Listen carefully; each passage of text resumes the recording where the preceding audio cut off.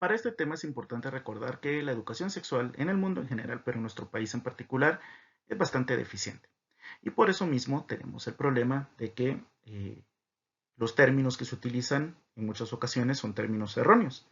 Uno de estos problemas es la confusión que existe en la gran mayor parte de la población en general y desgraciadamente en algunos médicos que no tuvieron a bien revisar sus temas adecuadamente de la palabra vulva con la palabra vagina. Son estructuras diferentes. Vulva hace referencia a los órganos externos genitales y vagina es esta estructura de acá. Otro problema que tenemos es que cuando hablamos de vagina, muchas personas entienden la estructura totalmente diferente a lo que es en realidad y eso nos da problema, ¿verdad? Nos da problema porque nos genera problemas a la hora de la evaluación, nos genera problemas a la hora de la descripción de los síntomas que los pacientes tienen, de los signos que presentan. Por eso es importante que en el profesionalismo que les mencioné en el laboratorio que debemos manejar en esto, pues también seamos acuciosos ahí en dar educación adecuada para que las personas empiecen a comprender realmente cómo es el cuerpo femenino. La situación de la vagina se encuentra entre el cuello, donde el cuello del útero se inserta en su parte superior, en su cúpula, e inferiormente, después de dirigirse oblicua, inferior y anteriormente, importante que recordemos cómo es esto, ¿verdad? Desde la parte superior, que es posterior, hasta la parte inferior, que es anterior, tiene un sentido oblicuo. Es muy importante para que recordarlo a la hora del examen físico, principalmente cuando utilizamos espéculos, ¿sí? Está ligeramente curva hacia la parte posterior, ¿sí? Donde presenta una concavidad. Es una estructura que no es tubular, como muchas personas piensan. Muchas personas creen que esto es un tubo, ¿verdad? O que es una estructura cilíndrica, y esto no es así. Es una estructura aplanada, es decir, es una estructura que se encuentra con dos caras, una cara anterior y una cara posterior, que se encuentran unidas, ¿verdad? Por sus bordes laterales. Entonces tiene una forma aplanada y eso es muy importante recordarlo para la hora de realizar el examen, ¿verdad? La forma de colocar el espéculo pues tiene que ver con la forma de la estructura de la vagina y es muy importante porque eso puede generar incomodidad para nuestros pacientes y obviamente nos va a generar un problema ahí también de molestia a la hora de examinar, ¿sí? Recordemos que solamente es circular en la región donde se une al cuello del útero y forma una cúpula con dos fornix, un fornix posterior y un fornix anterior. Sus dimensiones son de 8 centímetros de profundidad en promedio, ¿verdad? De longitud. Y vamos a ver que esto cambia de la parte de la cara anterior a la cara posterior. La cara posterior es más larga porque el fornix posterior, se recuerdan que se mete incluso hasta llegar a meterse dentro del perineo, ¿verdad? Y dentro de las estructuras del cuello del útero por atrás, tan así que esa parte sí está recubierta de peritoneo en sus últimos 2 centímetros. Y tenemos que esa mide 9 centímetros. En cambio, la cara anterior mide 7 centímetros. Entonces tenemos ahí diferencia entre la cara anterior y la cara posterior.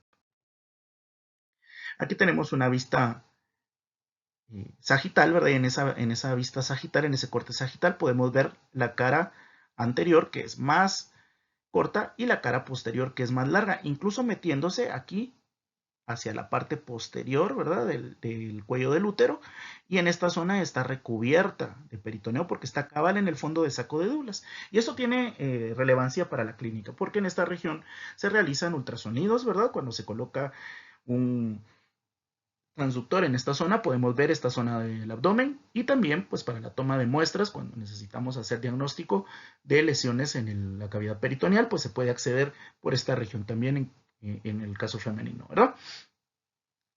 Recordamos entonces que sus últimos 2 centímetros de la cara posterior están tapizados de peritoneo, ¿verdad? El resto de esa cara posterior pues está conformada por un tabique muscular, ¿verdad? Recto vaginal, que separa el recto de la vagina. Podemos ver el músculo de la vagina aquí anteriormente, luego una capa de tejido conectivo y luego la capa ya de la pared del recto, ¿verdad? Tenemos una fascia ahí dividiendo esa zona, que es la fascia rectovaginal. Es muy importante recordar esto porque la protección de esa pared es indispensable para el parto, ¿verdad? En el parto, las lesiones en esa zona, los desgarros en esa zona nos pueden producir fístulas y lesiones que comuniquen el recto con la región de la vagina.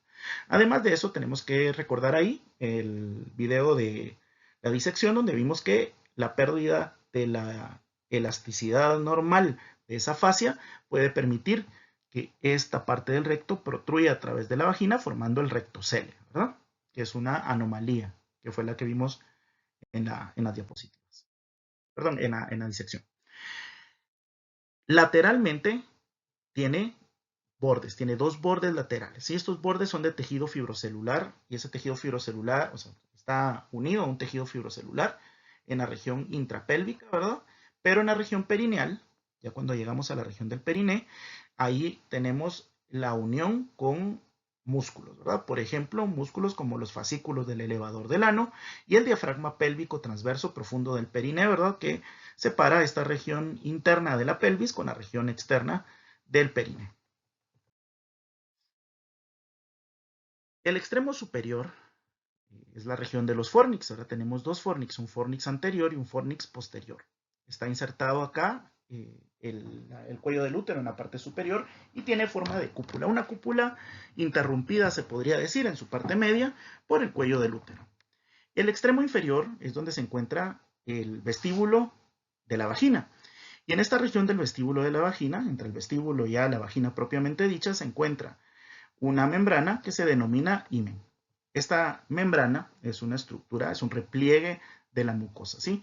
Cuando hablamos de repliegue de mucosa, tenemos que entender también muy bien qué es, porque también tiene muchos mitos que no vamos a platicar el día de hoy, pero que ustedes ya conocen, ¿verdad? Y estos mitos nos pueden llevar también a problemas de salud importantes, ¿sí? Y además esta estructura también es muy importante para la medicina forense. Entonces vamos a recordar primero que el himen no desaparece, ¿sí? No es una estructura que desaparezca, sino que es una estructura que se transforma dependiendo de las condiciones fisiológicas, ¿verdad? Antes del embarazo y después del embarazo. Es un repliegue de mucosa, así como es el repliegue de los frenillos de nuestros labios, ¿verdad? Internos, ¿verdad? Esos son repliegues también, ¿verdad? Entonces son repliegues de mucosa. Y vamos a ver que está con una variación bastante importante entre las diferentes mujeres. Es una variación individual, ¿verdad? Podemos tener de este tipo de estructuras, en algunos casos es cribiforme, en algunos casos está tabicado en la parte media, ¿verdad? Y es muy importante también recordar que en algunos casos no hay repliegue alguno, ¿sí? No existe el repliegue himenal. Estas variaciones, como les digo, son variaciones de persona a persona. Después del parto, esta estructura, que no es una estructura que esté tapando toda la entrada de la vagina, y eso es muy importante porque cuando ocurre, cuando sí está totalmente cerrando toda la región, al llegar a la adolescencia nos puede producir un problema porque no va a haber salida de la menstruación, ¿sí?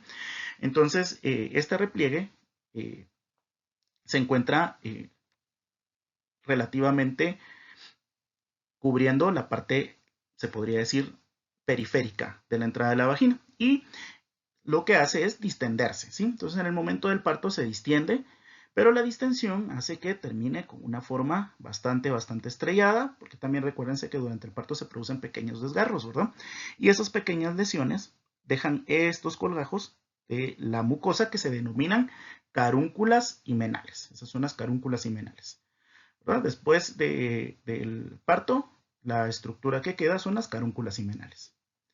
En la parte superior, ¿verdad? Anteriormente a esta estructura, podemos encontrar la carina uretral de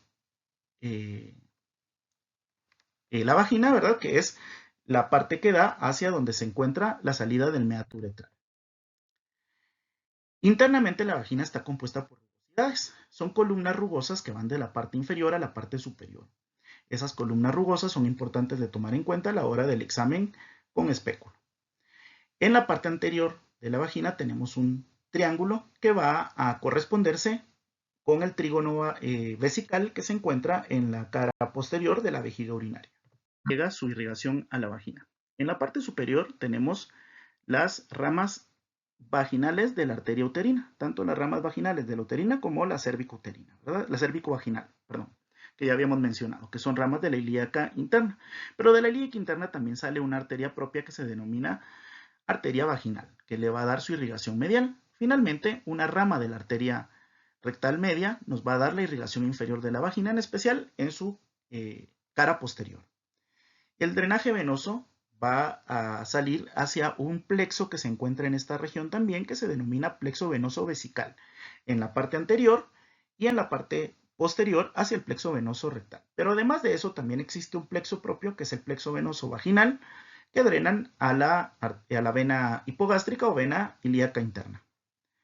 Los linfáticos de la vagina van a drenar hacia unos linfáticos que se encuentran en el curso de la arteria uterina y en el curso de la arteria vaginal. Y la inervación de la vagina, ya no hay acá inervación abdominal, sino que es puramente del plexo hipogástrico inferior.